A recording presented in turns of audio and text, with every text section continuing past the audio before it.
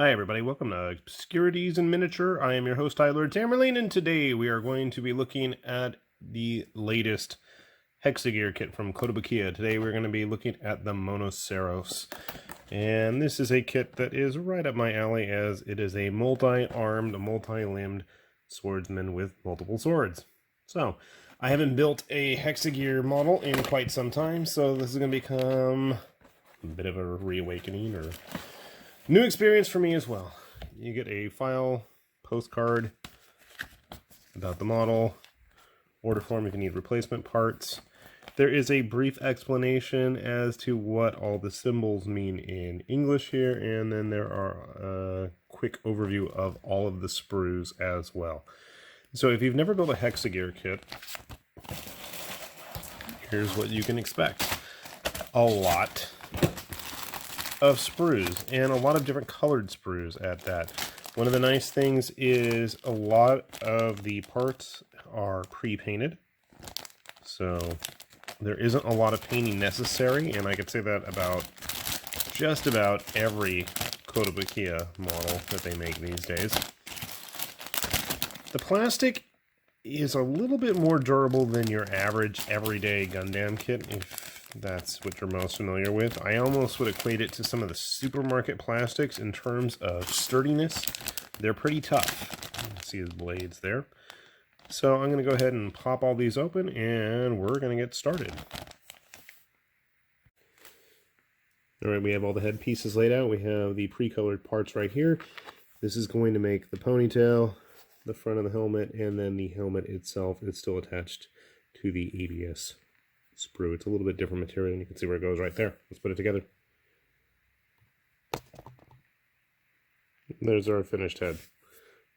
Not the most exciting to look at the moment, and definitely in need of some inking to get those details filled in. But it is what it is, and I always recommend with the Hexa Gears, from the few that I built, I had a lot of issues with floppy parts that wanted to fall off. I always recommend gluing them. Let's move on, and we're going to build the torso next. So here we have all the necessary parts to put together the torso. We have these 4 parts, which make the lower torso. We have 3 parts here that make the inner frame. This is where the head is going to attach, and then the shoulders. We have the armor that goes on top of it all, one of the extra colored parts, and then that one as well. So let's put it all together and we'll see how it looks. Here we have the top of the finished part of the torso. And again, this is one of the reasons I would recommend the glue, is because like this bandolier strap thing is not really kept in place very well. I feel like it's going to pop off. It's just kind of attached there, and there's not a whole lot keeping it in place. So might want to use some glue there. And then here's the bottom half. The belt part kind of sits on 2 struts that stick out of right above the leg connections, and it seems like it's pretty stable. Hopefully our body will stay together. Alright, next step. Let's find out. I'm guessing we're going to do the arms next. So, you know what? Before we do that, though, honestly, so far so good. I have built a few Hexa Gear models when they first started coming out, and I gotta say they were a little flimsy, like I said earlier, but so far this seems pretty sturdy, so thumbs up. Let's hope it stays that way. Alright, on to the arms. Here we have the pieces to make the arm. You have 2 parts, armor and unarmored part, to make the forearm with the joint that goes in the middle. You have the shoulder piece, which is teeny tiny, and then you have the shoulder armor on both sides. You'll notice there's no hands in the pictures because they are all pre-built. They are a PVC plastic, a little bit more flexible, and they're all attached to the sprue, along with the hex drive, Hexa Gear thing that goes in the back of the armor right there. So we're going to grab some hands, put all this together, and see how it looks. And I'm having flashbacks of building the Ninja model and wondering if these are the same parts in there. See? There we go with the arms. I gotta say, so far so good. Pretty solid overall. I'm actually quite pleased. I was a little dismayed from the last one I built. And I just noticed there's a slight yellow for, I guess, what's the eyepiece there on the visor. Quite cool. Reminds me of a unicorn. Alright. Looks like we will be moving on to the legs now. Sounds like fun. Now here is what we have for the legs. So you have a 2-part foot, these 2 pieces right here, a 2-part joint that goes inside of that, and then you have the thigh and hip connection, then you have this inner part, this is going to form the knee, this comes on here, this goes in there, and that goes like that, which is a fancy, very complicated, I kind of started the process here so you can see it. We're going to continue on and put them all together and show you what the legs are going to look like. And then we have to do the actual leg armor. This is just the legs parts themselves, not even the armor yet. Here are our basic legs, and you can see they're pretty posable. That's one thing that the Hexa Gear model kits definitely have going for them, is the posability. So, get into some cool bending on the knees type poses. But we're still missing the armor. Let's put the armor on, shall we?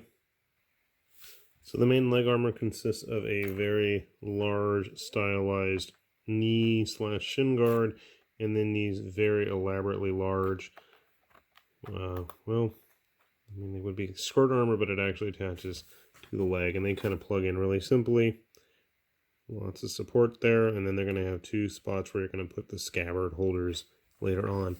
We got that much. Let's put the body together, and then let's... Oh, we can't yet. We didn't do the waist. Let's build the waist then. So I'm not very smart. I didn't realize that I'd already put the waist onto the body. It was all one piece. So you can kind of get a good sense. He's actually not as big as he seems, but he's pretty stable. Just to give you a good sense of scale, here we'll put a 30mm Space Marine next to him. We'll put our cross silhouette Great Mazinga next to him. He's actually quite a lot bigger and substantially less money. Just saying. But we're not done with our Monoceros yet.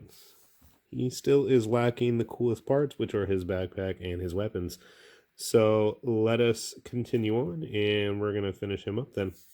Next up is the backpack. Here's all the parts to make the backpack. Here's the actual backpack itself, which is just going to plug right into the hexagram, as they call it. I'm going to put the armor covering on top, and then we have the actual joints right here that are going to attach, and then we have the extra arms. Be careful, because the only thing that is actually going to move is the lower joint right here and the hand manipulator itself. The rest of the arm is going to be locked into this pose.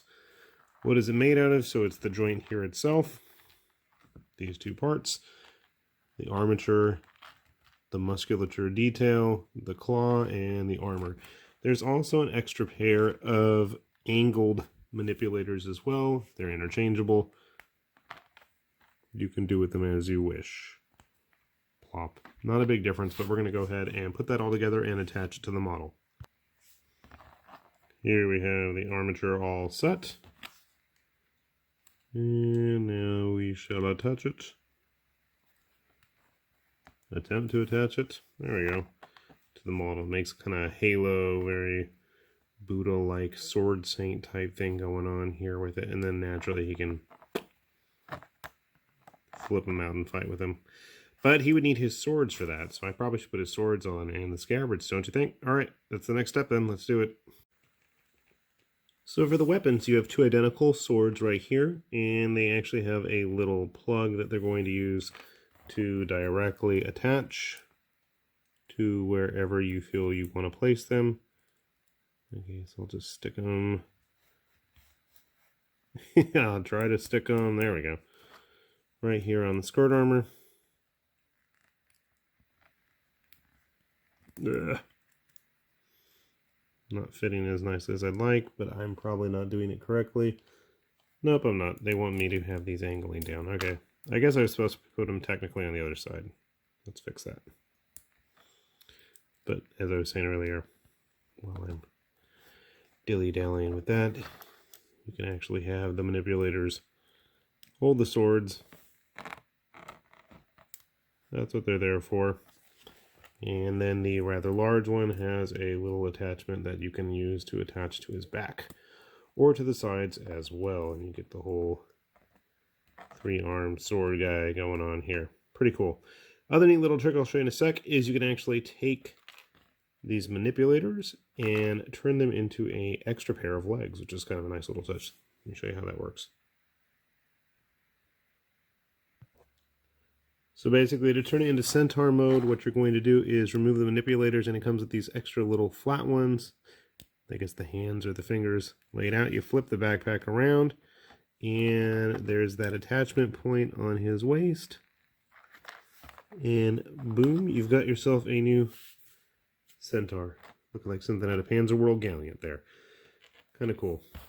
So I gotta say, overall, I'm pretty impressed. It's a lot nicer and sturdier than any of the previous models I built, which were the very first Governor models, the Ninja and the generic Knight Dude.